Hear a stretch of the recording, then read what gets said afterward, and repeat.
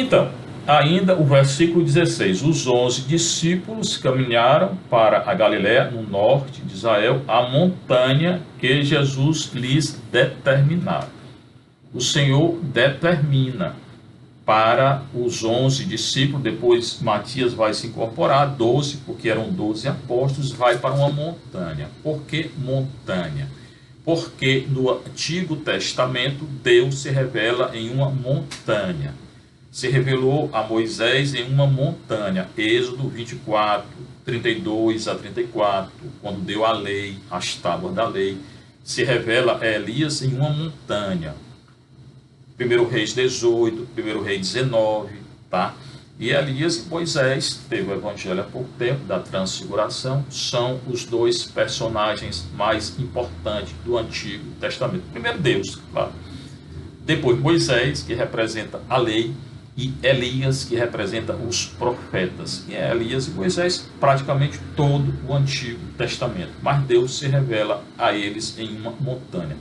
Por isso que Jesus vai a uma montanha, para se revelar, para se manifestar. Também nessa montanha ele fez muita coisa. O sermão da montanha, ele deu aquele sermão que está aqui em Mateus 5 a 7, né? Felizes os pobres de espírito, falando da lei do Antigo Testamento. Jesus, que é um rabino judeu também, porque ele interpreta a lei do Antigo Testamento e cria a nova aliança, instaura a nova aliança.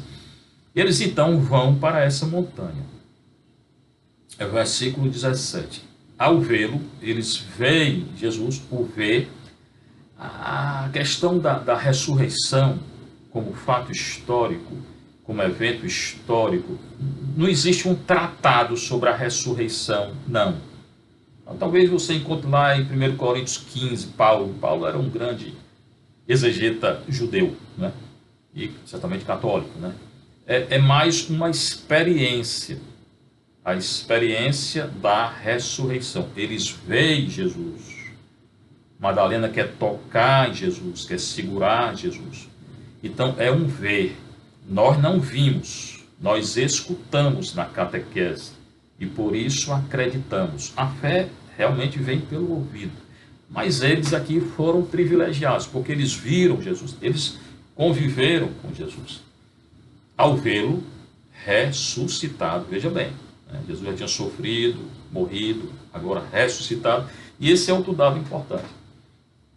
Porque tem outro erro hoje em dia que fala em reencarnação. Ressurreição não é reencarnação.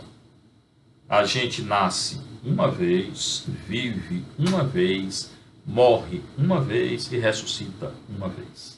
Não tem esse negócio de voltar e reencarnar e purificar e voltar. Isso é engano. Mais uma falsidade ideológica, mais uma mentira.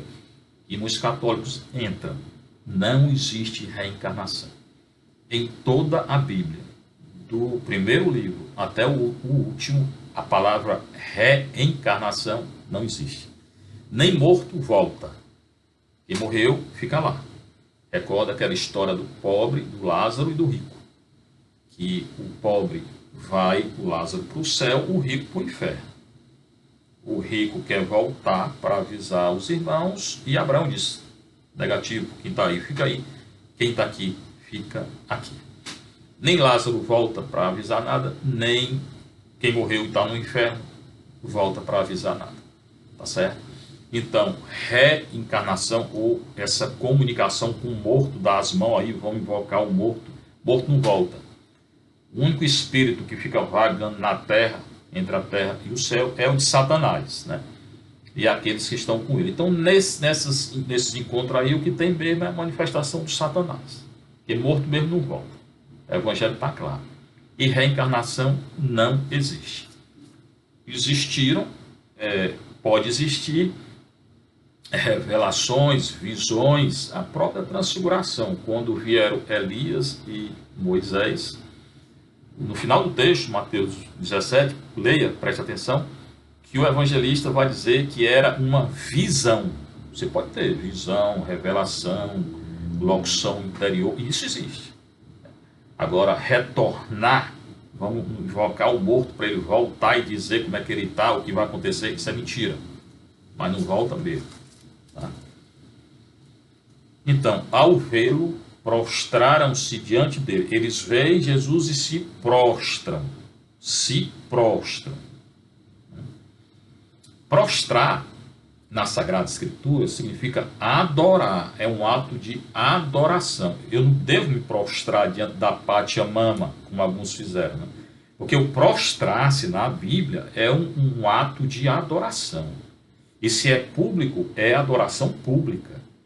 Então, eu, cristão católico, não devo me prostrar para ninguém, só para Deus. Pai, o Filho e o Espírito Santo, que é a nossa fé católica. Eu me prostro só diante de Deus. Eu venero, eu adoro só a Deus. Posso venerar um santo, mas a adoração é Deus, é somente a Deus. Eu me prostro somente diante de Nosso Senhor. Tá? Prostraram-se diante dele. Alguns, porém, duvidaram. Veja como eram os apóstolos, ou os discípulos. Mesmo aqui fala dos apóstolos, 11 discípulos, mas eram os apóstolos. A palavra apóstolo quer dizer enviado. Enviado para uma missão. Aqueles que são escolhidos e enviados para pregar, para anunciar o evangelho, que nós vamos ver aqui. Discípulo é aquele seguidor, é o aluno, é o que segue o mestre. O apóstolo é enviado para uma missão. O verbo é enviar, é enviado para uma missão. O discípulo é o seguidor do mestre. O mestre é Jesus. Pois bem, o apóstolo, que é aquele que deve proclamar na missão e curar. Se você lê o discurso da missão, o apóstolo, quando Jesus envia os apóstolos, Mateus 10, ele envia com poder e autoridade de curar e expulsar o demônio. Hoje, quando se fala em apóstolo, nem se fala mais em cura e expulsão do demônio. A cura existe, a expulsão do demônio existe, e todo padre é exorcista. Hoje precisa da autorização por escrito do bispo local, ordinário local, para fazer o exorcismo. Mas todos nós, padres, recebemos o ministério do exorcismo. Hoje pouco se fala. Se fala tanto em missão, tal. Missão em Mateus está ligado à cura física e expulsão do demônio. Tá? Então, o apóstolo é enviado para isso. Todo apóstolo verdadeiro tem que ser um discípulo. Tem que seguir o mestre. Seguir o mestre, Jesus. Para você entender quem é o mestre, leia o Evangelho. Os Evangelhos. Todo o Novo Testamento. Você vai entender quem é Jesus lendo e relendo os Evangelhos, principalmente. Já o discípulo, nem todo discípulo é apóstolo, mas todo apóstolo tem que ser discípulo.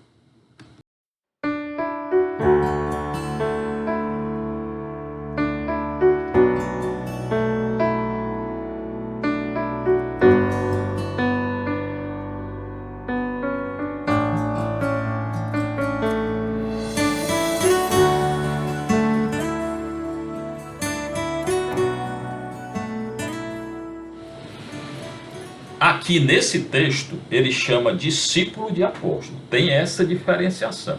Às vezes, o evangelista usa um termo pelo outro. Aqui eram os 11 apóstolos, que ele chama de discípulo. Alguns deles, porém, duvidaram. Então, os apóstolos eram pessoas comuns, fracas, não tinham fé ainda. Eles vão mudar depois de Pentecostes. Atos 2, quando vem o vento, o sopro, o Espírito Santo sobre eles. Eles falam em outras línguas. O dom das línguas está na Bíblia, existe. 1 Coríntios 12, todo 12, 13 fala desses dons. Paulo nas cartas fala do dom, e desse dom das línguas. O dom das línguas existe. Paulo tinha, é um dom de edificação pessoal. É melhor quem a interprete, mas existe. Todos esses dons existem. Tem teólogo hoje que diz que não, isso aqui eram línguas antigas.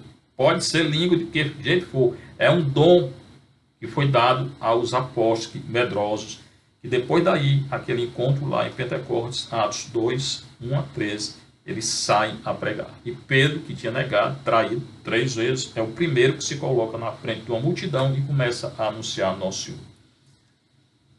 E anunciar com sinais e prodígios, com curas e expulsão do demônio, que hoje pouco se fala, viu?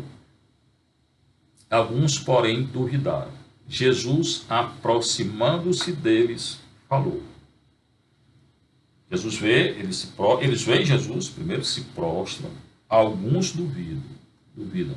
Jesus se aproxima, esse verbo aproximar é muito importante na Sagrada Escritura. Às vezes é o discípulo, um apóstolo, uma pessoa que quer uma cura, que se aproxima de Jesus. Às vezes é Jesus quem se aproxima da pessoa.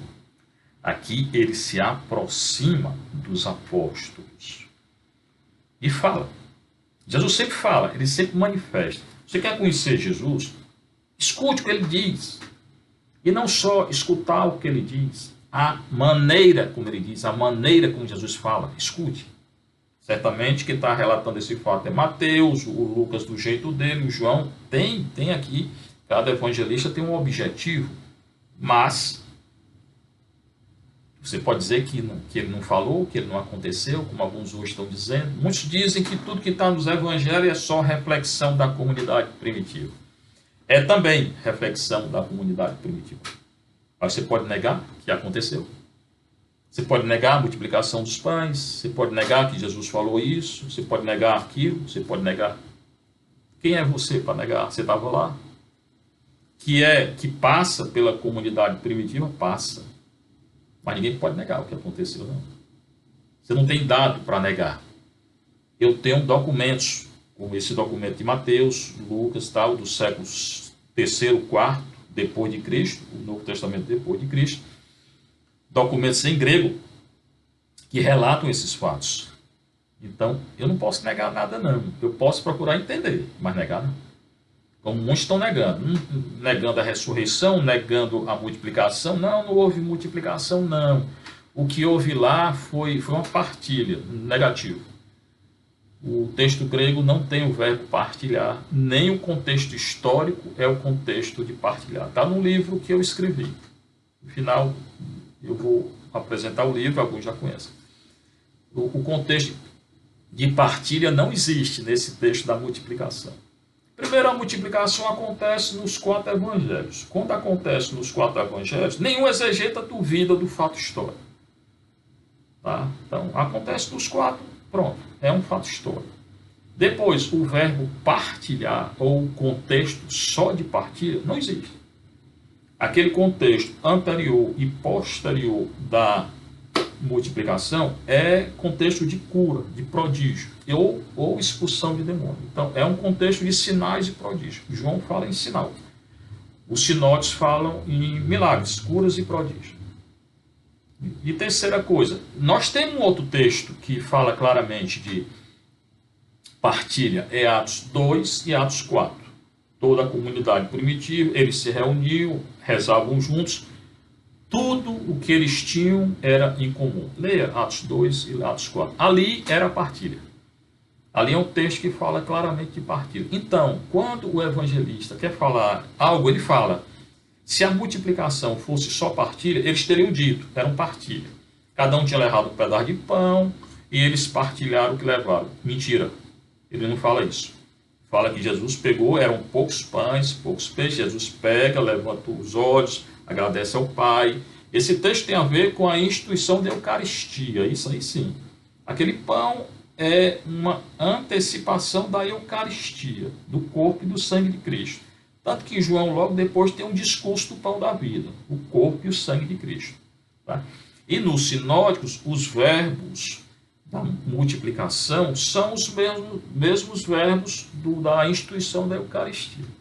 Então, você pode relacionar a multiplicação à instituição da Eucaristia, ao corpo e ao sangue de Cristo. Mas a partilha não. E por que a instituição da Eucaristia? Porque os mesmos verbos que estão na partilha, na multiplicação, estão lá na instituição da Eucaristia. Então, recordando, não tem o verbo partilhar. Não tem dizendo que eles tinham levado o pão e partilhado. Se você escutar alguém dizer isso, não aceite, porque é uma falsidade ideológica. Essa pessoa não lê e interpreta bem o Evangelho. Jesus tinha poucos pães, poucos peixes, ele ergue os olhos, agradece o Pai, abençoa o Pai, dá o pão para os discípulos e os discípulos distribuem. A partilha está depois, ou nesse fato que Jesus vai dando pão e eles vão distribuindo. Aí você pode falar em partilha, aí sim. Mas não pode negar o sinal, o prodígio, o milagre, não. Não estão negando. Tá? Então, o que eu tenho dos textos daquela época são os próprios textos em grego, né? Principalmente Mateus, os 4 evangelhos. Então, você quer entender quem é Jesus? Quero, leia. Eu posso negar algo dos evangelhos? Não. Eu posso tentar entender, mas negar mesmo, não. Por quê? Porque eu não tenho um documento histórico que negue que houve a multiplicação. O relato da multiplicação eu tenho do jeito que está escrito. Claro que eu tenho que entender esse relato. Não posso ser literalista. Mas não posso deixar de ser literal. Existe diferença entre literalista e literal. Literal você lê um texto no grego e aplicar uma metodologia no texto. Seja sincrônica, seja diacrônica ou as duas, como eu disse, eu uso as duas. Literalista não. O pé da letra não. Né? Mas não pode ser que não existe, não. Como dizia um professor do bíblico, tudo passa pela comunidade primitiva e tudo é histórico. Não tem como negar, não.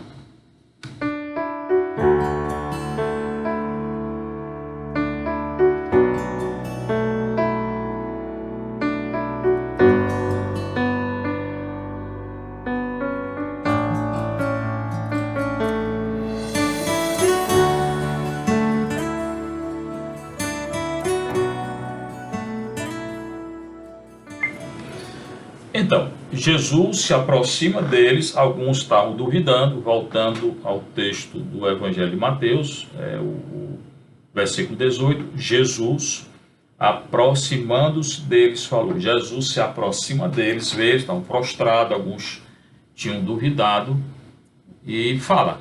Esse verbo aproximar na Sagrada Escritura é muito importante, principalmente no Novo Testamento. Muitas vezes é a pessoa que se aproxima de Jesus para pedir algo, não é? Outras é Jesus que se aproxima da pessoa.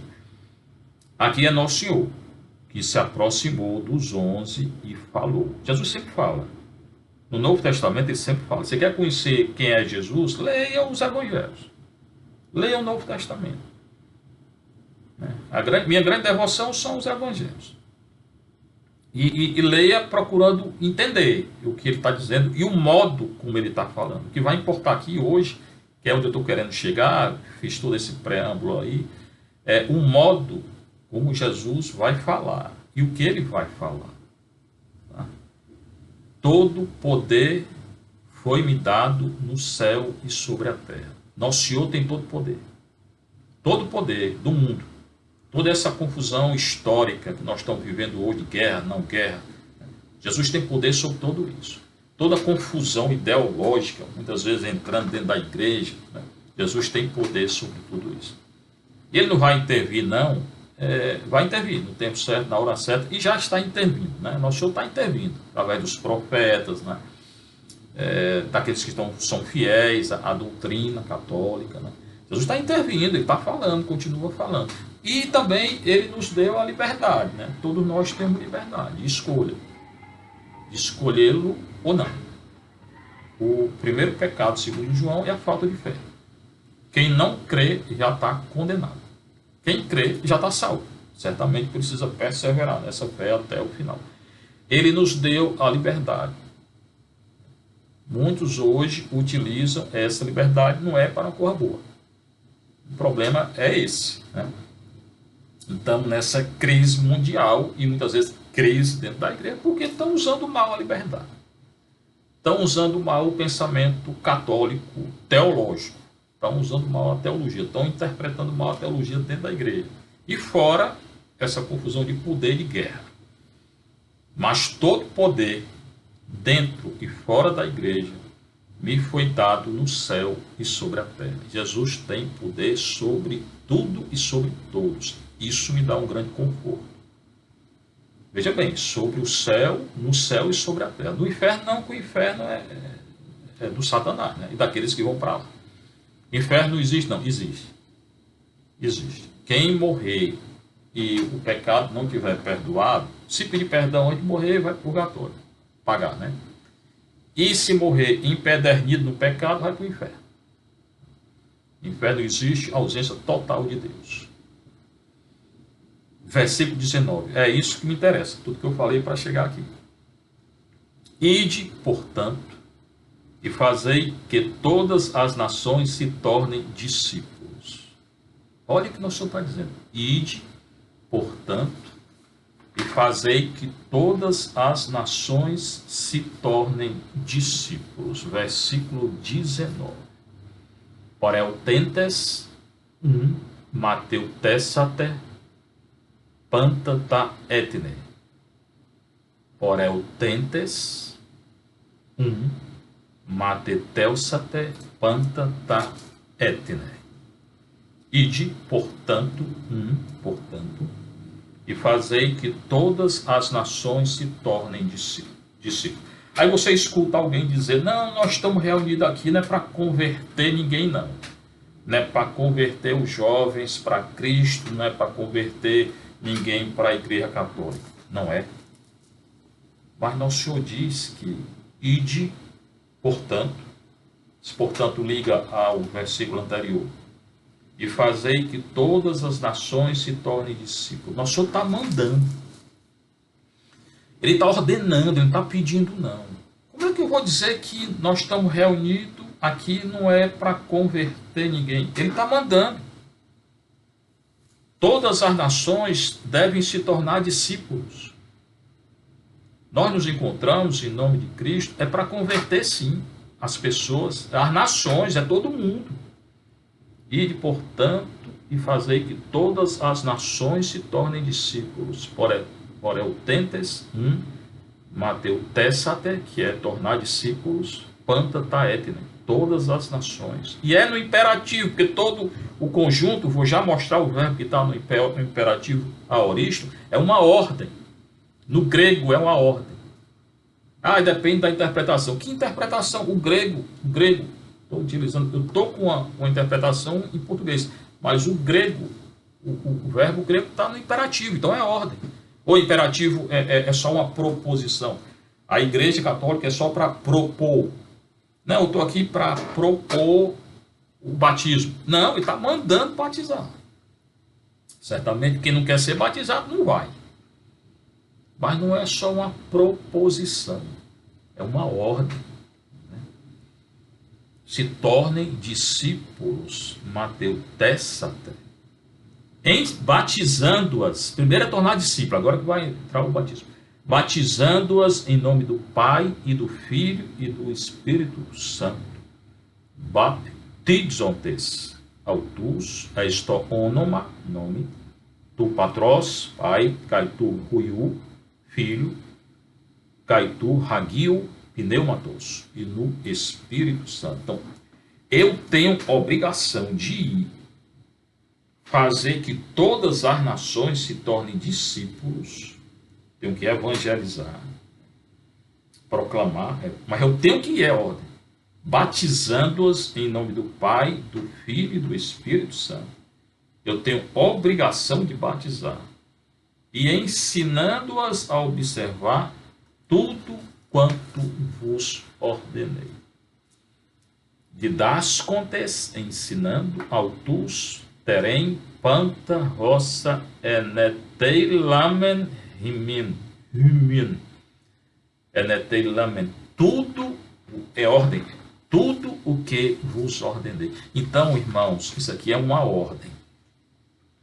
Não venha me dizer que nós estamos reunidos em nome de Cristo só para dar mãos e dizer que nós somos irmãos, não. Não é isso, não. Isso não é o evangelho do nosso Senhor Jesus Cristo, não. Porque o evangelho, ele está mandando ir. Teve um encontro, né? Foram até o encontro, né?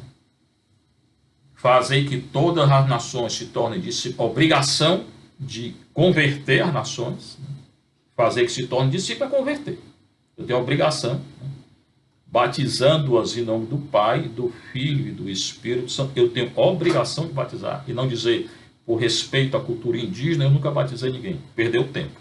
Deveria ter batizado. E ensinando-as a observar tudo quanto vos ordenei. É ordem.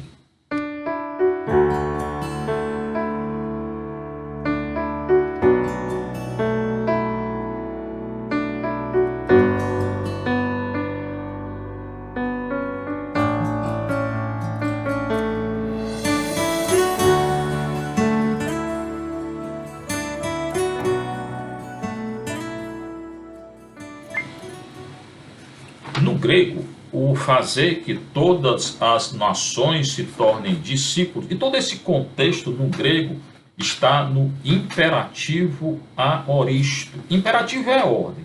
Aoristo é algo que ainda não aconteceu, mas é como se já tivesse acontecido. Não aconteceu porque ele está mandando eles fazer, mas é algo como se já tivesse acontecido. Então é um imperativo que tem que acontecer. Quando ele manda a gente ir, nós temos que ir. É esse o contexto, né? Ide, portanto, e fazei que todas as nações se tornem discípulos, batizando-os em nome. Eu tenho que ir. Eu tenho que fazer com que todas as nações se tornem discípulos. Está no imperativo aoristo. É imperativo, é ordem, é aoristo, é uma coisa que tem que acontecer como se já tivesse acontecido. Não aconteceu porque eles não foram ainda e vão. Mas é algo que tem que acontecer, porque está no aoristo. Aoristo é uma coisa dada já como certa. Batizando-os em nome do Pai, do Filho e do Espírito. Eu tenho que batizar. Não é se eu quiser, não. Não, vão aqui se reunir, dar mão, dizer nós somos irmãos, você é aquilo, cada um na sua religião. Não é isso, não. Ensinando-os a observar, ainda tem o verbo ordenar, né? Tudo quanto vos ordenei. É ordem. Eu tenho a ordem de converter nações, batizar nações e ensinar as nações. E é ordem. Eu tenho que fazer isso. Eu quem? Todos nós católicos. Principalmente no encontro com esse grande que teve aí. Não é se eu quiser ir, não é se eu quiser batizar, não é se eu quiser ensinar. Eu tenho que ir, eu tenho que batizar, eu tenho que converter, eu tenho que ensinar a observar tudo. Não é observar uma coisa ou outra, é observar tudo o que o Senhor ordenou. Como é que eu observo? Leia os evangelhos. Quer aprofundar, vai ler no grego, né? O evangelho é grego. O antigo grego, hebraico, aramaico. E aplica uma metodologia. Uma metodologia define? Não, já disse, eu aplico o histórico crítico, o narrativo e também entro na exegese rabínica. Eu acho muito interessante a exegese, a leitura rabínica. Paulo era um rabino judeu, né? Estudou com um rabino judeu. Então, para entender Paulo, tem que entender um pouco essa exegese rabínica que o Paulo utilizou. Eu uso 3 metodologias quando eu analiso a Sagrada Escritura: histórico crítico, narrativo e exegese rabínica. Minha linha é essa. Se você quer saber, é essa. Tá? Mas não pode atirar do texto, nem dizer que não aconteceu. Porque se eu tenho um texto em grego que Jesus ordenou, ele está ordenando aqui a ordem. Eu estou dizendo que está no imperativo. Se imperativo é a ordem. Depois tem o ordenar, marradiar. Então, como é que eu posso interpretar isso aqui? Só como convite? Jesus está convidando. Não. Ele está ordenando. A Igreja Católica é só uma proposição. Não. Aqui é uma ordem. Nesse versículo aqui é ordem. E eis que eu estou convosco todos os dias até a consumação dos séculos.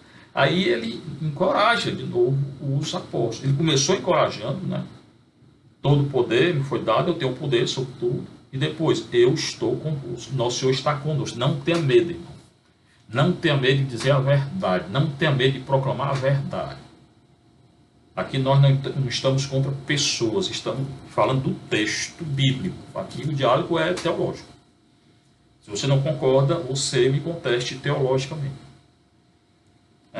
Então, eu estou convosco todos os dias. Jesus disse que está conosco, está conosco todos os dias.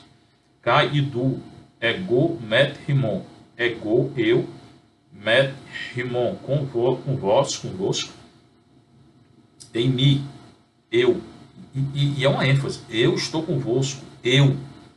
Passas, tas, remeras, todos os dias. Né? Lindo isso. Kai idu. Idu é uma coisa para enfatizar o texto. Vejam.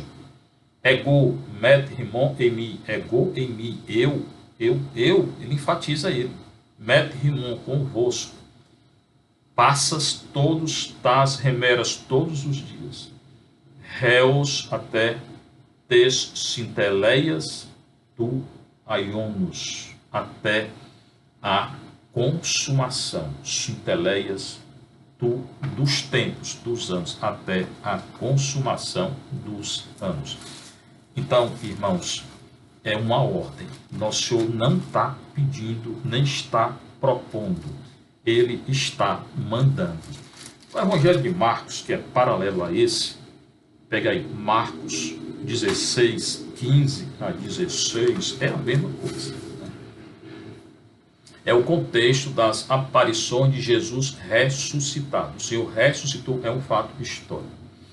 Marcos 16, 15 a 16.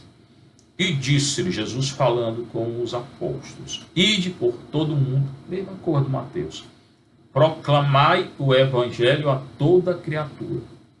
Aquele que crê e for batizado será salvo. Aqui tem algo, o Marcos vai além. Só será salvo, segundo Marcos, quem crê e for batizado. O que não crê será condenado. Marcos acrescenta algo que é muito importante. É o texto, irmão. Como é que você interpreta esse texto? Versículo 15, Marcos 16, 15. E disse-lhes: ide por todo o mundo. De novo, Mateus também falou, né? Então, ide por todo o mundo. Proclamai o evangelho. O proclamai está de novo no imperativo aorista. É uma ordem. Eu tenho que proclamar o evangelho.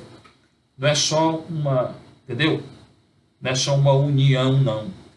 Não é só dizer todos somos irmãos. Do Pai Nosso já diz, nós todos somos irmãos, porque é um Pai nosso, de todos. Mas não é só isso, não. Proclamai o evangelho a toda criatura. Eu tenho que proclamar o evangelho. Não é o meu evangelho, é o evangelho do nosso Senhor Jesus Cristo. Então, leia o evangelho para não dizer besteira. Não é só dar mão e dizer somos todos irmãos para construir um mundo melhor, não. O mundo melhor vai ser construído quando a gente se converter. Esse mundo só político e social aqui não vai ser melhor nunca. É só guerra. Porque dentro de nós existe coisa boa e coisa ruim. O pecado nasce dentro. Então, a primeira coisa é converter. Né? Proclamai o evangelho a toda criatura. Imperativo, é ordem. E Marcos vai além. Aquele que crê e for batizado será salvo. O que não crê será condenado.